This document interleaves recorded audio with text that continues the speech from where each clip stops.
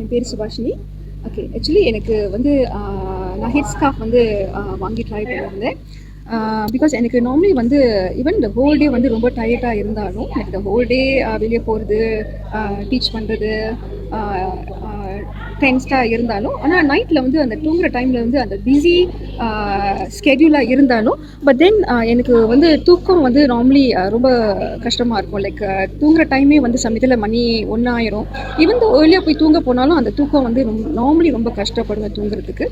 So அந்த head scarf வந்து என்னோட அப்ளைன் வந்து டாக்டர் விக்னேஸ்வரி அவங்க வந்து இன்ட்ரடியூஸ் பண்ணக்குள்ள சரி வாங்கி ட்ரை பண்ணுவோம்னு சொல்லிட்டு நான் போடக்குள்ள it was like every time the sleeping time வந்து சேஞ்ச் பண்ண ஆரம்பிச்சிச்சு. ஸோ திஸ் ஒரு 10:45 to 11 o'clock வந்து நான் அந்த ஹெட் ஸ்கார்ஃப் திஸ் கண்ணு க்ளோஸ் பண்ணி இயர்ஸ் எல்லாம் அப்படியே க்ளோஸ் பண்ணி நான் வந்து ட்ரை பண்ணி தூங்க பார்த்தேன். ஸோ அந்த டைமில் வந்து ஒரு 15 to 20 மினிட்ஸ்க்குள்ளார அப்படியே தூங்கி போயிடுவேன். ஸோ இது வந்து அந்த டீப் ஸ்லீப் உள்ளுக்கு போயிட்டு and then the next day morning வந்து ரொம்ப ஃப்ரெஷ்ஷாக இருக்கும் எனக்கு. ஸோ ஈவன் ஆஃப்டர்நூன் ஹவர்ஸ் கூட அந்த டைமில் வந்து எனக்கு வந்து தூங்கணும்னு அவசியம் இருக்காது.